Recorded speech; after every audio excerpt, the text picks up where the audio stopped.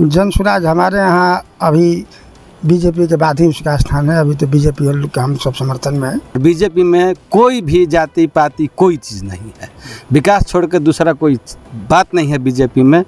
यादव लोग का रहा बात, यादव लोग भी वोट किए उनको, तो यादवों के यहाँ भी तो कुछ नहीं दिए वो, फिर किस मुंह से जाएंगे वो यादवों के पास। बिहार में विधानसभा उपचुनाव के तारीखों का ऐलान कर दिया गया है।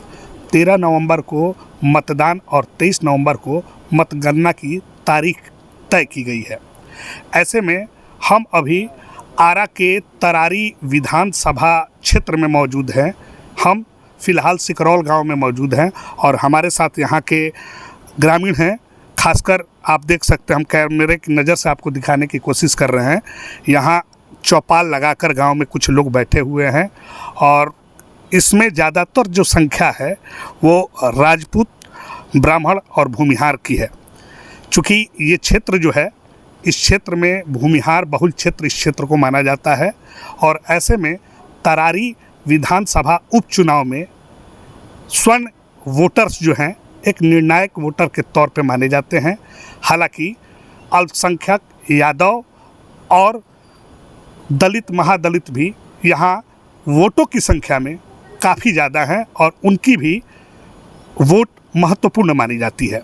ऐसे हम सीधे तौर पे लोगों से बात करेंगे, यहाँ के ग्रामीणों से बात करेंगे कि चुनाव के तारीखों का ऐलान कर दिया गया है। अब उनके मन में चुनाव को लेकर क्या चल रहा है, किस तरह का राजनीतिक खिचड़ी पक रही है इस विधानसभा में, हम सीधे आपसे बात करेंगे। आपका क्या नाम हुआ? भोला पांडे।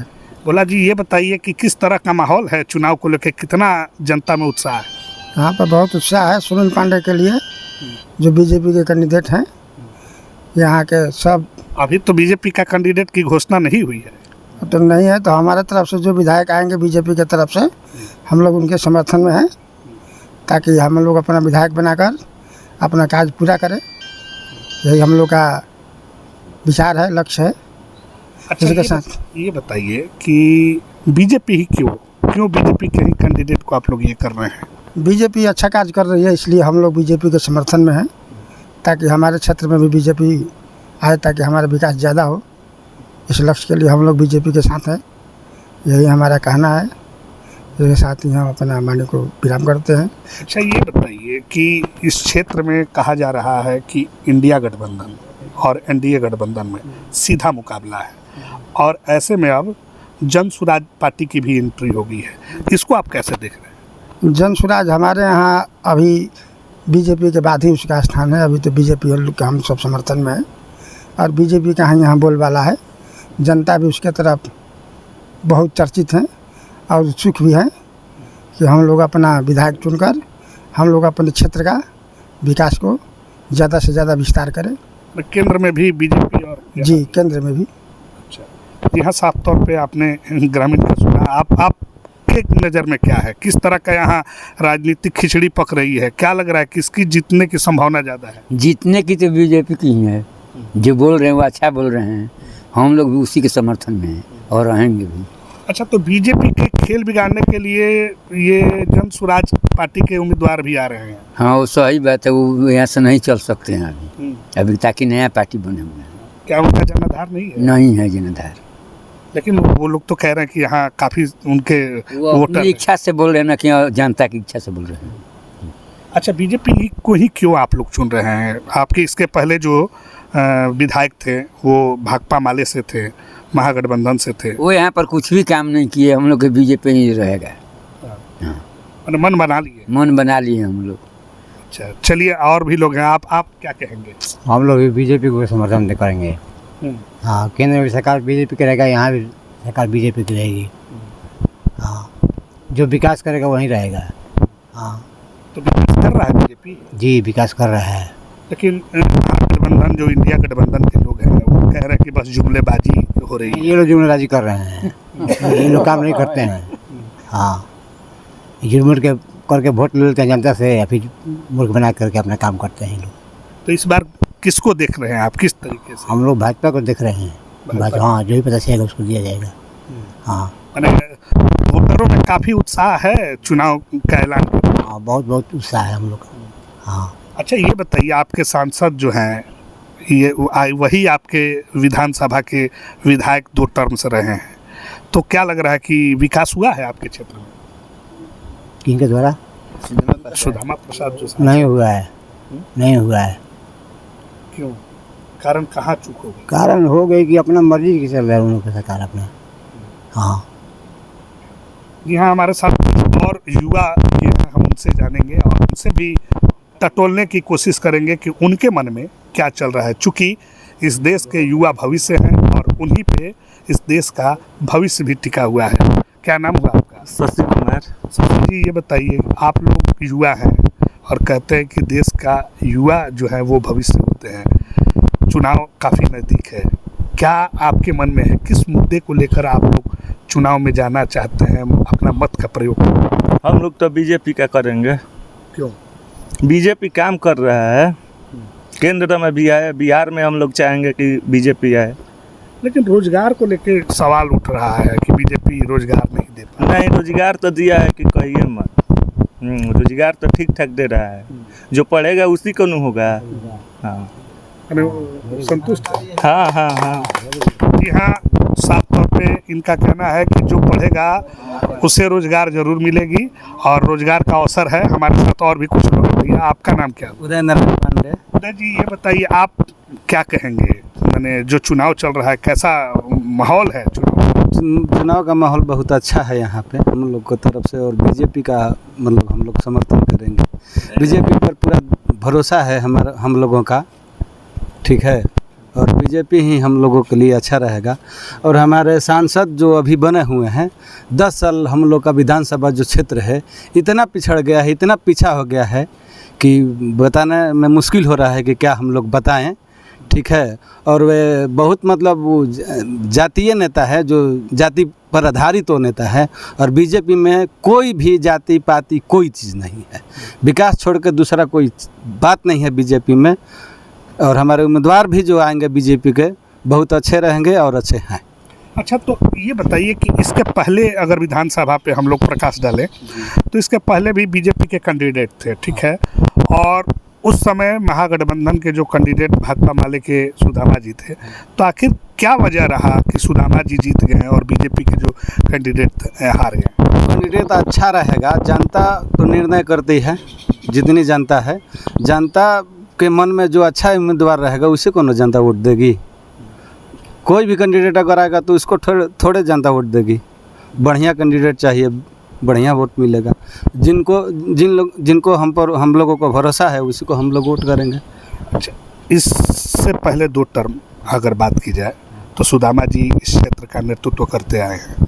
अब उनके जगह पे ऐसा कयास लगाया जा रहा है कि उन्हीं की पार्टी के एक दिग्गज नेता जो लोकसभा का चुनाव भी लड़ चुके हैं, वही इस बार यहाँ के विधानसभा का चुनाव लड़ेंगे, राजू यादव। क्या लग रहा है कि यादवों में जो है उनको लेके, क्योंकि हमारे यहाँ जो राजनीति होती है उसमें जातिगत राजनीति बहुत ज़्यादा हावी होती है, उसको आप कैसे देखें? तो जातिगत राजनीति में भी वो पहले भी आए थे, और जादू का संख्या तो ज़्यादा है यहाँ पे, लेकिन तरारी भूमिहार बहुमूल्य क्षेत्र है, इसलिए यहाँ हम लोग बीजेपी के लिए मतलब आप लोग मन बना चुके हैं। 100 में 100। जादव को भी तो कुछ नहीं किए हैं, सुदामा प्रसाद क्या किए हैं बताइए? यहाँ 100 में 100% ये लोग मन बना चुके हैं, लेकिन और भी कुछ लोग हैं, उनसे भी हम जानेंगे। आपका क्या नाम है? नंदन जी, आप बताइए, कैसा माहौल है, क्या लग रहा है, किसको जीता है? भाजपा है। क्यों भाजपा? भाजपा है, कारण है ना, देखिए राशन मिल रहा है फ्री का, शौचालय मिला हर घर को, हर किसी जात को नहीं मिला, आवास मिल रहा है, वो स्वास्थ्य मिल रहा है, अब क्या चाहिए? लेकिन विपक्षी तो कह रही है कि सिर्फ जुमलाबाजी है, धरातल पे कोई काम नहीं। इसमें सब लुटेरा है, क्या क्या उजागर हो रहा है आप देखिए रहे हैं। क्या कहना है, योग तो कहेगा ना, क्यों नहीं कहेगा? अच्छा, अक्सर देखा जाता है कि विधानसभा जो चुनाव होता है वो क्षेत्रीय स्तर पे होता है, और लोकसभा का चुनाव है वो देश हित राष्ट्र हित के मुद्दे को देख के किया जाता है। तो क्या फिर यहाँ क्षेत्रीय अगर बात की जाए तो क्षेत्रीय में बीजेपी आएगी? पहले भी है, देखिए सबसे बड़ा पार्टी है विधानसभा में भी, बिहार में, लोकसभा में तो ही है, और हम लोग केंद्र से रहेंगे तो फायदा रहेगा, हर चीज़ केंद्र का फायदा मिल रहा है यहाँ, आप देख सकते हैं। अच्छा, अल्पसंख्यक MY समीकरण जो है क्योंकि महागठबंधन तो एमवाई समीकरण को लेकर चलती है, अब उसके बाद अब बाप समीकरण आ गया है सारे लोगों को मिला के चलने के लिए। तो ऐसे में क्या लग रहा है कि बीजेपी के लिए चुनौती काफ़ी सब जुमला वो सब बोल रहा है, इसे तो होने वाला है नहीं इस बार जीतेंगे। भाजपा से प्रत्याशी करारी विधानसभा से 50,000 से ज़्यादा वोट से जीतेंगे अब की बार। 50,000 से जी बिल्कुल। दावे तो की जा रही है कि 50,000 से ज़्यादा वोट के मार्जिन से इनके अनुसार बीजेपी कैंडिडेट को जीत मिलेगी। आप बताइए आपका क्या? विकास पांडे। विकास जी, आप बताइए कि किस तरह का माहौल है? आप युवा भी हैं और युवाओं में काफ़ी चुनाव को लेकर उत्साह रहता है, आप बताइए कि किस तरह का माहौल है? यहाँ माहौल सब बीजेपी का बना हुआ है, क्योंकि बीजेपी की तरफ से हम लोग चाहेंगे विशाल प्रशांत जी को टिकट दिया जाए। कौन है विशाल प्रशांत? सुनील पांडे के लड़का है जो, तो या हमारे विधायक जो है सुनील पांडे जी, उनको दिया जाए। यहाँ सारा माहौल उन्हीं का है, क्योंकि पिछली बार भी हम लोग विधायक बनाए थे, माले से आए थे सुदामा प्रसाद जी। अगले 10 वर्ष हम लोगों को पीछे वो करके चले गए। इसका भरपाई हम लोग शायद इस बार भी दे करके नहीं कर पाएंगे। इतना पीछे हमारा विधानसभा चला गया, तो इसका तो नहीं लगता है कि कोई और पार्टी भरपाई कर सकती है। किस हिसाब से पीछे चला गया? क्या कोई काम नहीं हुआ। अभी आप जिस सड़क से चल के आए हैं, जिस सड़क से उतर के आए हैं, वो सड़क पूर्व विधायक सुनील पांडे जी का बनाया हुआ है, जो कि जदयू से थे उस समय। निर्दलीय में भी जीते, 63,000 वोट लाए। और वहीं देख लीजिए यादव लोग का रहा बात, यादव लोग भी वोट किए उनको, तो यादवों के यहाँ भी तो कुछ नहीं दिए वो, फिर किस मुंह से जाएंगे वो यादवों के पास? हमारे यहाँ एक टोला है, उस टोला पे यादवों की संख्या है, और उस जगह पे कहीं से जाने के लिए रास्ता नहीं है। सुदामा प्रसाद जी विधायक थे, उनको देना चाहिए था। बिहार तो माना जाता है कि जाति विशेष पे वोट करती है, तो जाति विशेष पे भी तो आप काम किए नहीं, तो यादवों का बात कर कहाँ से रहे आप? तो यहाँ कुल मिला के बीजेपी से कैंडिडेट जो आ रहे हैं उन्हीं का स्वागत है, और उनको हम लोग 1 लाख वोट से जीत करके भेजेंगे यहाँ से। भैया बोले 50,000, हम लोग 1 लाख टारगेट लेके चले। अच्छा, 1 लाख आप टारगेट? अच्छा ये बताइए, 1 लाख का टारगेट तो ठीक है आप रखे हैं, लेकिन जन सुराज की भी हो गई है, सोचा जाएगा। अभी उनका जगह नहीं है यहाँ पे, कोई चर्चा नहीं है जी, अभी चर्चा नहीं है, उनके लिए भी सोचा जाएगा। अगर उनके लिए सोचा, अगर कोई अच्छा कैंडिडेट आ जाता है उनके तरफ से तो फिर क्या होगा? कैंडिडेट कुछ नहीं कर सकता है ना सर, कैंडिडेट के अंदर में दबंगई भी होना चाहिए। आप हमारे यहाँ चल के देखिए, 5 घंटा बिजली रहता है, बाकी बिजली जाती कहाँ है ये समझ में नहीं हम लोगों को आता है। हमारे विधायक सुनील पांडे थे, इससे पहले हमारे यहाँ ट्रांसफार्मर जल जाए या हमारे यहाँ किसी चीज़ की कमी हो जाए, अस्पताल की व्यवस्था ख़राब हो जाए, हम लोग निधड़क जाते थे और हमारी काम होती थी वहाँ पे। ये ट्रांसफार्मर किसी भूमिहार का तो नहीं है ना सर, यहाँ तो सभी जाति इससे लाभ लेते हैं, और सारी जातियों के लाभ देने के लिए वो ट्रांसफार्मर यहाँ पे लगवाते हैं, गली नली बनवाते हैं। तो फिर हम तो चाहेंगे कि वही आए। जी हाँ, साफ तौर पे अलग अलग राय सारे लोगों की। हमारे साथ और यहाँ के स्थानीय ये पत्रकार हैं, हम आपसे जानने की कोशिश करेंगे, चूँकि आप एक पत्रकार हैं और ये पूरे जो माहौल है उसका आप विश्लेषण अच्छी तरह से कर सकते हैं। राजनीतिक विश्लेषक भी पत्रकार को माना जाता है, तो आप बताइए आपकी नज़र में क्या लग रहा है? यहाँ पे तरारी विधानसभा में एनडीए और महागठबंधन में लड़ाई है, और जो भी पार्टी आएगी, छोटी मोटी जन सुराज हो या अन्य बहुजन पार्टियाँ हो, उसमें कोई अथी नहीं है। जो भी आएगी उसमें कोई जनता को कोई अथी, सब जानबूझ कार्य पर प्रचार कर रहा है, हम लोग पार्टी बढ़ा रहा है। यहाँ पे उन लोगों का कोई मत नहीं है। यहाँ पे जो भी लड़ाई है एनडीए और महागठबंधन में, सीधी टक्कर जो है इंडिया और महागठबंधन है, और किसी के पार्टी के साथ नहीं है। और जो कुछ भी लोग हैं वो बरगला रहे हैं, हम लोग तो क्षेत्र में घूम भी रहे हैं, लेकिन किसी का मत नहीं है। यही 2 लोगों में कांटे की टक्कर है। सुनने में आ रहा है कि भाजपा में अभी जो लोजपा से माननीय पूर्व विधायक सुनील पांडे थे, वो अभी भाजपा में ज्वाइन किए हैं, उनका पुत्र प्रशांत किशोर भी ज्वाइन किए हैं। सुशील पांडे हैं, सुशील पांडे और सुनील पांडे दोनों लोग पटना ज्वाइन किए थे, और ये लोग दोनों लोग अपना कयास लगाए हुए हैं कि बीजेपी उनको उम्मीदवार बनाएगी। हम लोग इस स्तर से ही इस क्षेत्र की जो जनता है, वो निर्दलीय चुनाव लड़े थे, उनको 63,000 मत दी थी, और इस बार भी उनको जनता उन्हीं को यहाँ पे खोज रही है, और हो सकता है कि उम्मीदवार होंगे और होंगे ज़्यादातर तो बेहतर होगा। और महागठबंधन से जो पूर्व लोकसभा से प्रत्याशी थे उनका नाम चर्चा में है, राजू यादव नाम है। तो राजू यादव बनाम सुनील पांडे या सुनील पांडे के पुत्र के साथ ही यहाँ पे कांटे की टक्कर होगी। और ज़्यादातर बहुमूल्य क्षेत्र भुनिहार का है। हम तो जाति से ब्राह्मण हैं, लेकिन यहाँ पे ब्राह्मण, राजपूत और महतो हर एक जाति का पूर्व विधायक सुनील पांडे को मत मिलता है। अच्छा, ये बताइए, ये चुनाव की घोषणा तो हो गई, उपचुनाव है चूँकि, तो उप विधानसभा के चुनाव में माहौल कैसा है? गर्माहट है, राजनीतिक गर्माहट दिखाई दे रहा है? कल से तो जो डेट निकला हुआ है, घोषणा हुआ है, तब से तो सभी लोगों में चहल पहल हो चुकी है।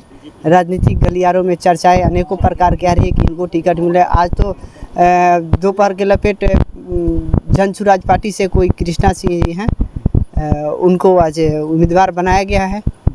न्यूज़ के माध्यम से जानकारी मिली है और चर्चाएं चल रही है। एनडीए गठबंधन से पांडे जी को जनता चाह रही है। हो सकता है उनके पुत्रों को टिकट मिले या उनको मिले।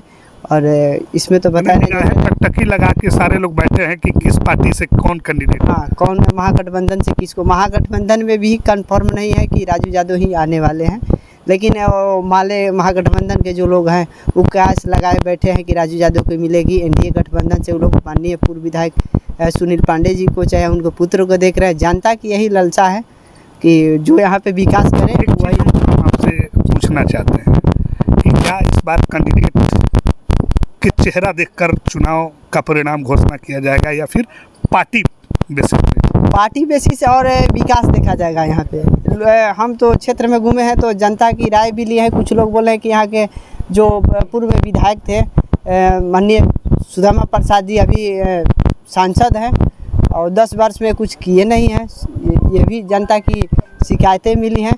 और पूर्व विधायक जो है वो लगातार चुनाव हारने के बाद में भी अपने क्षेत्र में रहते हैं और लोगों से जुड़ाव भी रखते हैं। जिनकी जो भी समस्या है उनकी समस्या को भी निदान करते हैं। और जो सांसद महोदय भी वो भी क्षेत्र में रहे थे, लेकिन पार्टी के आधार पर उनका विकास है। यहाँ साफ तौर पे आपने सिकरौल ग्राम के जो यहाँ के ग्रामीण हैं उनकी बातों को सुना। कोई पार्टी बेसिस पे चुनाव परिणाम की घोषणा कर रहा है, कोई विकास को लक्ष्य मान रहा है और इसी मुद्दे पर अपने अपने मत का प्रयोग भी करने के लिए लोग तैयार हैं। अब देखने वाली दिलचस्प बात यह है कि अब दो गठबंधन, देश के दो बड़े गठबंधन एनडीए और इंडिया, इसके साथ जन सुराज, 3 जो पार्टियां हैं प्रमुख, उनके कैंडिडेट यहाँ पे कौन आ रहे हैं, चुनावी ताल कौन ठोक रहे हैं, उन पर सारे आम जनता की नज़र टिकी हुई है। और जब चुनाव का दिन यानी 13 नवंबर को ही ये फैसला होगा कि इस तरारी उप विधानसभा चुनाव का सेहरा और ताज किसके सर पर सजेगा। सहयोगी छोटे विकास के साथ सोनू सिंह, तरारी विधानसभा, सिकरौल गांव से बिहार तक के लिए।